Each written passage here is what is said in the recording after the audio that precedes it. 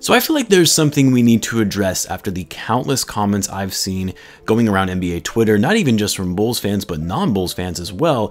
And that's this common belief that the Bulls lost the trade for Nikola Vucevic. Hell, some people are even saying that the Bulls got fleeced and that the Magic completely robbed the Bulls in that trade that was made at the deadline. Well, in this video, I want to talk about how this opinion is completely flawed and the reasons why this trade, for the Bulls anyway, will benefit them in the long run. So what's going on, everyone? You were listening to Bulls Central here. Hope you're all doing well.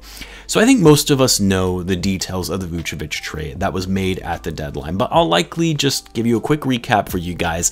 And on March 25th at the trade deadline, the Bulls sent Wendell Carter Jr., Otto Porter, and 2 first-round picks to the Orlando Magic, the first-round picks being for 2021 and 2023, top 4 protected in exchange for Nikola Vucevic and Al-Farouq Aminu. Now, it's funny because at the time that this trade was made, most people felt that this was a steal of a trade made by the Bulls, considering they were able to get an all-star big man for an injury-prone center and some draft capital. Well, that narrative has quickly shifted after the Bulls didn't perform so well post-trade, which there was a number of factors for that, and I'll get into that in a little bit, but because the Bulls didn't look so great post-deadline, the sentiment quickly started to shift. Well, that the Bulls lost this trade, and that the sentiment grew further and further even after the NBA draft lottery that happened earlier this week, in which the Bulls did not move up into the top 4, which means they were not able to keep their pick, meaning they would have to send it to the Orlando Magic. And because the draft pick was relatively high at number 8,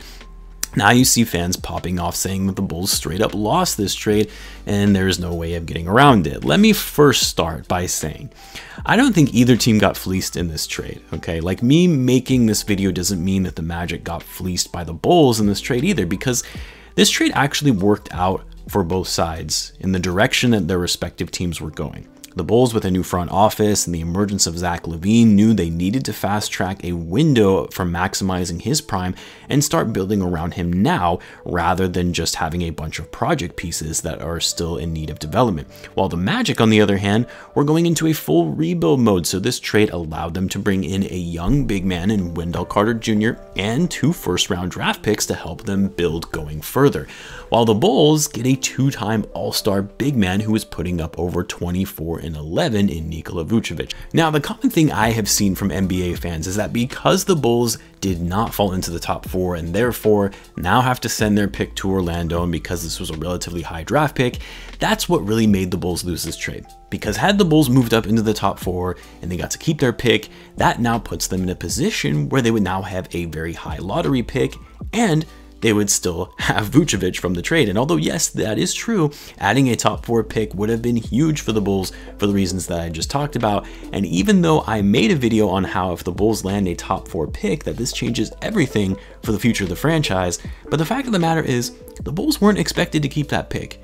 And I think there's a common misconception that if the Bulls had moved up into the top 4, that they would have been able to keep said pick and leave the Magic high and dry, and now only get them just the 1 first-round draft pick in 2023, meaning the Bulls now only traded Wendell and 1 first-round pick for Vucevic. Well, no, it doesn't actually work that way. The Magic still would have been owed those 2 first-round picks, and had we landed in the top 4, since we traded that pick to the Magic, but it was top 4 protected, had we gotten lucky and landed a top 4 pick, well, that would have meant that the first-round pick that we owed the Magic would have been conveyed to them next season, but this time it would be unprotected, so the Magic were getting 2 first-round picks regardless of how this trade panned out. And the same will apply in 2023, since that pick is also top 4 protected if somehow the Bulls fall into the top 4 in 2023, which let's please hope not, because that would mean the Bulls would have missed the playoffs yet again in order to get a chance at getting a lottery pick. But if the Bulls do somehow fall into the top 4 in 2023, well, then the Magic would get our first-round unprotected pick in 2024, okay? It appears some people are under the impression that we could have somehow walked away from this without giving the Magic our first-round picks in that deal. No, they were going to get those first-round picks in some fashion or another. Now, yes, it would have been nice had the Bulls made the playoffs, so that pick wouldn't have been as high as number 8, but we'll have to save that topic for another day.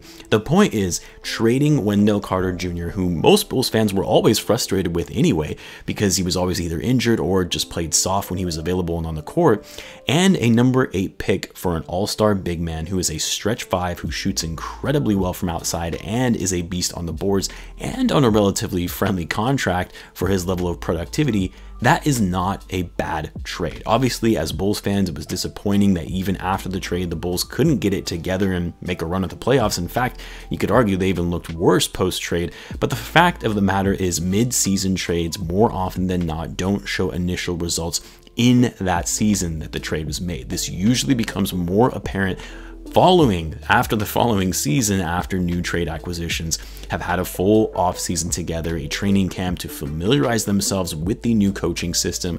Not only that, but with the unique circumstances of this past season being on a compressed schedule with lots of traveling, didn't allow for these guys to practice as frequently as they otherwise would, even in a normal mid-season trade. On top of that, you had Zach Lavine being out for nearly 4 weeks due to the NBA health and safety protocol to throw things off even more.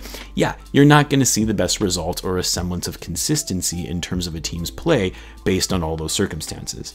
The other piece to this trade, and why I don't see how people are claiming the Bulls got fleeced here, and I know I harp on this a lot in the channel, but the NBA draft is an absolute crapshoot, especially when it comes to being outside of the top 5. Yes, you can get an incredible talent, a franchise-changing player with the number 8 pick. Someone, the Bulls could have absolutely, used and could be kicking themselves wishing they had, but you could also get a player who ends up going nowhere. Not only that, but there are also franchise-changing players who end up going way later in the draft. Need I remind everyone that this year's MVP, Nikola Jokic, was a second-round pick. Oh, and yes, he was drafted by our very own Arturas Karnisovas. Or Giannis, who wasn't even in a lottery pick, being selected at number 15. Kawhi Leonard, the same thing, also selected number 15.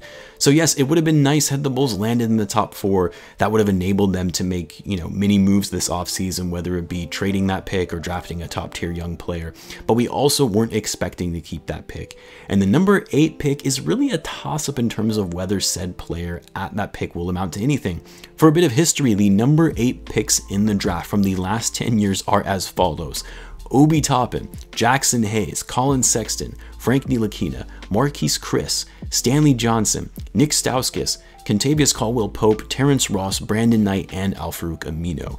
Do you think that any of these guys were or will become franchise players? The best one I heard in that whole lineup is probably Colin Sexton, and he himself has had a lot of issues. So again, a complete crapshoot. Now, I know some people will say, well, it's not just this year's first round pick that we gave up in this trade. We're also talking about sending them a second pick in the 2023 pick, and that goes also in the first round. Well, yes, but hopefully, and I really mean hopefully, the Bulls will be a much better team by then and a playoff team, which means that that first round pick will be a mid to late first rounder and won't just be as impactful as say a lottery pick would be.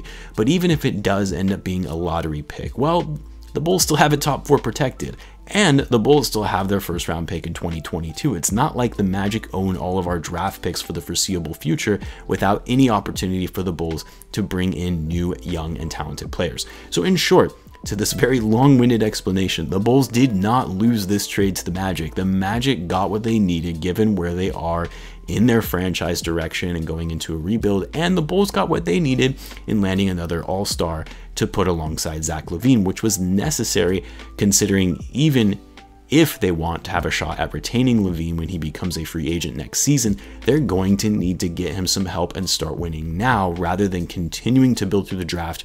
And that was evident during the season leading up to the trade deadline that the Bulls had a lot of work to do and needed to make changes, namely to the center position. So I still like this trade that was made by the Bulls. I think in the long run, this positions them to be a more attractive free agency destination when you already have 2 all-stars on your team.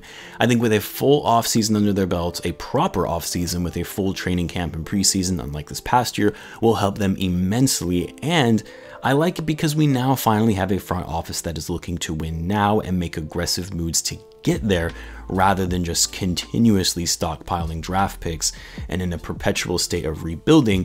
and just hoping that they strike and get lucky on a franchise player through the draft. More often than not, it just doesn't work, and your franchise ends up in a perpetual state of losing and rebuilding. Just ask the Sacramento Kings.